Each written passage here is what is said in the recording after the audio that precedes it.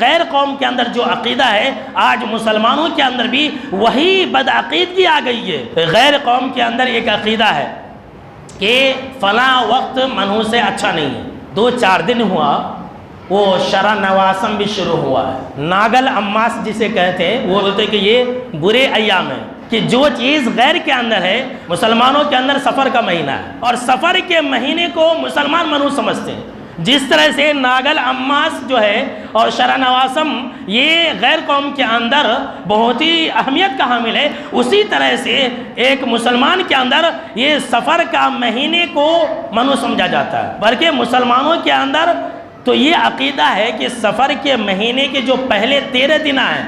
اس کے اندر تو کچھ زیادہ ہی آفتیں اور مصیبتیں اور بلائیں نازل ہوتی ہیں۔ ان کو 13 تیزی کا نام دیا ہے، بہت زیادہ بلائیں نازل ہوتی ہیں۔ یہ لیجئے، جیسا ان کے یہاں ہے ویسا مسلمان